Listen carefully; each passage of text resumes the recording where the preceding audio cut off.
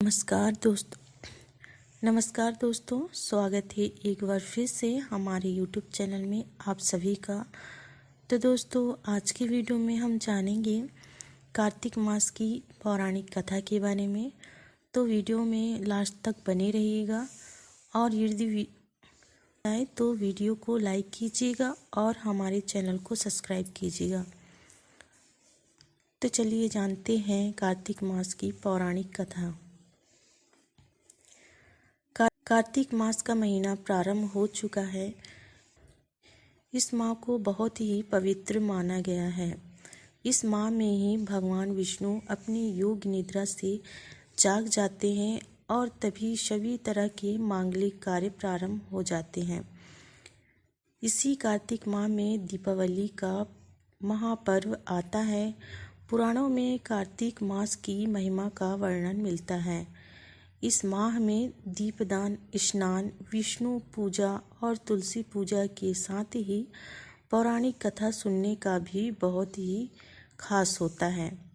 आइए जानते हैं कार्तिक मास की कथा। एक नगर में एक ब्राह्मण दंपत्ति रहते थे। वे दोनों प्रतिदिन 7 कोस दूर गंगा और यमुना नदी में स्नान करने जाते थे। इतने दूर आने जाने से ब्राह्मण की पत्नी थक जाती थी। एक दिन उसने अपने पति से कहा कि हमारा एक पुत्र होता तो कितना अच्छा रहता। पुत्र के बहू आती तो हमें घर वापस जाने पर खाना बना हुआ मिलता और बहू घर का काम भी कर देती। अपनी पत्नी की बात सुनकर ब्राह्मण ने कहा कि तूने बात तो सही कही है, चल मैं तेरे लिए बहू ला ही देता हूँ। ब्राह्मण ने कहा कि एक पोटली में आटा डालकर कुछ मोहरे रख दे। ब्राह्मण के कहे अनुसार उसने पोटली बांधकर दे दी। पोटली लेकर ब्राह्मण चला गया। ब्राह्मण सफर के दौरान यमुना के किनारे बहुत ही सुंदर लड़कियां दिखाई दी। वे रेत में घर बनाकर खेल रही थी।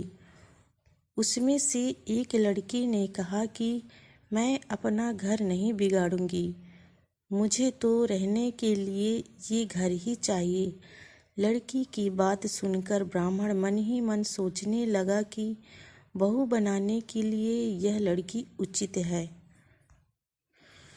जाने लगी तो ब्राह्मण भी उसके पीछे पीछे उसके घर तक चला गया। जब जाकर ब्राह्मण ने उसे लड़की से कहा, बेटी कार्तिक मास चल रहा है, इसलिए मैं किसी के घर खाना नहीं खाता। मैं अपने साथ आटा लेकर आया हूँ।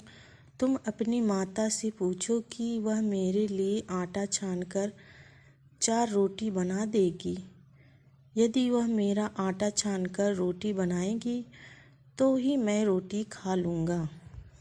बताई। माँ ने कहा, उचित है, जाकर ब्राह्मण देव से कह दो कि वह अपना आटा दे दें, मैं रोटी बना दूंगी। जब वह आटा छानने लगी तो आटे में से मोहरे निकली। वह सोचने लगी कि जिसके आटे में इतने मोहरे हैं उसके घर में कितनी मोहरे होंगी। जब खाना खाने में बैठा तो लड़की की माँ ने उसे ब्राह्मण से पूछा, क्या आपका कोई लड़का है और क्या आप उस लड़के की सगाई करने जा रहे हो? यह सुनकर ब्राह्मण ने कहा कि मेरा लड़का तो काशी में पढ़ने गया हुआ है, लेकिन यदि तुम कहो तो खांड कटोरे से विवाह करके तेरी बेटी को अपने साथ ले जाऊं। लड़की की माँ ने कहा, ठीक है ब्राह्मण देव। इस पर लड़की की माँ ने लड़की की खांड कटोरे से शादी करके ब्राह्मण के साथ भेज दिया। ब्राह्मण ने घर आकर कहा, रामू की माँ दरवाजा खोलकर, मैं तेरे लिए बहू लेकर आया हूँ। ब्राह्मण की पत्नी भीतर से बोली, हमारे तो कोई बेटा बेटी नहीं है, तो बहू कहाँ से ले आए? दुनिया ताने मारती थी, अब आप भी मारने लगे हो। ब्राह्मण ने कहा, तू दरवाजा तो खोल कर देख। दरवाजा खोला तो सामने बहू खड़ी थी। उसने बहू का स्वागत किया और आदर सत्कार से अंदर ले गई। ब्राह्मण अपनी पत्नी के साथ नदी स्नान करने जाता तो पीछे से बहू घर का सारा काम करके और खाना बनाकर रखती थी। वह उसके चमड़े धोती और रात को हाथ पैर भी दबाती थी। इस तरह बहुत दिन बीत गए। ब्राह्मणी ने कभी भी चूल्हे की आग मत बुझने देना और मटके का पानी खत्म होने मत देना। परंतु एक दिन चूल्हे की आग बुझ गई। यह देखकर बहू बहुत घबरा गई और भागी भागी अपने पड़ोसन के पास गई और कहा कि मेरे चूल्हे की आग बुझ गई है, मुझे थोड़ी आग चाहिए। ससुर सुबह 5 बजे से गए हुए हैं। वह थके हुए घर आएंगे, इसलिए मुझे उनके लिए खाना बनाना है। यह सुनकर पड़ोसन ने कहा कि तू तो बावली है, तुझे यह दोनों मिलकर पागल बना रहे हैं। इनके कोई पुत्र नहीं है, ये निसंतान है। बहू ने कहा, नहीं, ऐसा मत बोलो, इनका बेटा तो बनारस काशी में पढ़ने गया है। कहा कि यह तुझे झूठ बोलकर लाए हैं, मेरी बात सच मान, इनके कोई बेटा नहीं है। अब बहू पड़ोसन की बातों में आ गई और कहने लगी, अब आप ही बताओ कि मैं क्या करूं। पड़ोसन ने कहा कि करना क्या है, जब तुम्हारे सास ससुर आए तो जली हुई रोटियां बनाकर देना और बिना नमक की दाल बनाकर देना। खीर की खिचड़ी दाल में और दाल की खिचड़ी खीर में डाल देना। अच्छे से सिखा पढ़ा दिया। फिर जब उस घर आए तो उसने ना तो उनका आदर सत्कार किया, ना ही उनके कपड़े धोए। जब उसने सास ससुर को खाना दिया तो सास बोली, बहू, आज यह रोटियां जली हुई क्यों हैं और दाल भी। ने पलटकर कहा कि एक दिन ऐसा खाना खा लोगे तो कुछ बिगड़ नहीं जाएगा तुम्हारा। सुनाकर वह फिर से पड़ोसन के पास गई और बोला कि अब आगे क्या करना है। पड़ोसन ने कहा कि अब तुम सातों कोठों की चाबी मांग लेना।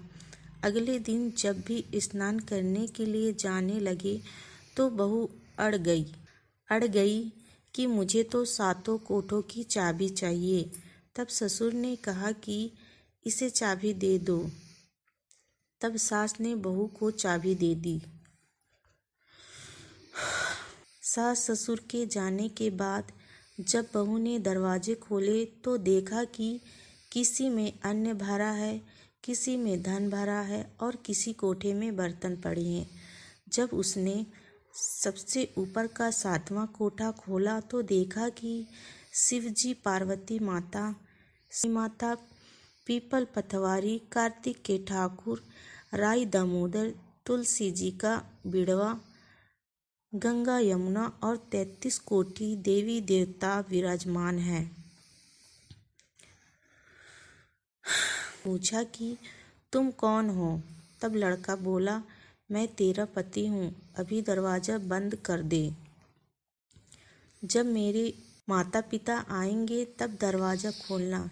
यह सब देखकर बहू बहुत खुश हुई और 16 श्रृंगार करके सुंदर वस्त्र पहनकर अपने सास ससुर का इंतजार करने लगी। उसने अपने सास ससुर के लिए अच्छे अच्छे पकवान बनाए। उसके सास ससुर घर पर आए तो उसने उनका आदर सत्कार किया और प्रेम पूर्वक खाना खिलाया और हाथ पैर दबाने लगी। पैर दबाते दबाते बहू ने कहा कि माँ, आप इतनी दूर गंगा यमुना स्नान करने के लिए जाती हो तो आप थक जाती हो, इसलिए आप घर पर ही स्नान क्यों नहीं करती हो। यह सुनकर सास कहने लगी कि बेटी, गंगा यमुना घर पर तो नहीं बहती। तब उसने कहा, हाँ माँ जी, बहती है, चलो मैं आपको दिखाती हूँ। जब बहू ने 7वां कोठा खोलकर दिखाया तो उसमें शिव जी, पार्वती जी, गणेश जी, लक्ष्मी जी, पीपल पथवारी, कार्तिक के ठाकुर, राई दामोदर, तुलसी जी का बिड़वा, गंगा यमुना बह रही है और 33 कोटि देवी देवता विराजमान हैं। वही चौकी पर बैठकर एक लड़का माला जप रहा है। माँ ने उसे देखकर कहा कि बेटा तू कौन है? लड़का बोला, माँ मैं तेरा बेटा हूँ। तब ब्राह्मणी ने पूछा कि तू कहाँ से आया है? ने भेजा है। माँ ने कहा, बेटा यह संसार कैसे मानेगा कि तू मेरा बेटा है? माँ ने कुछ विद्वान पंडितों से मदद मांगी।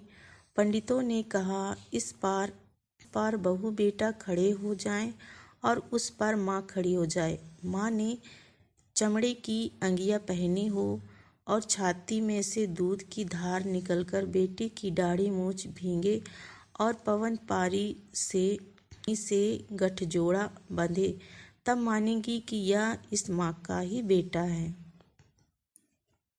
उसने ऐसा ही किया। चमड़े की अंगिया फट गई और छाती में से दूध की धार निकलकर बेटी की दाढ़ी मूंछ भींग गई। पवन पानी से बहू बेटे का गठजोड़ बंध गया। यह सब देखकर ब्राह्मण और उनकी पत्नी की खुशी का ठिकाना न रहा।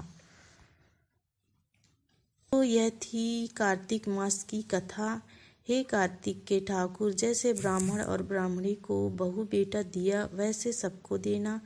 कार्तिक मास की कथा कहने और सुनने और सब पर कृपा करना।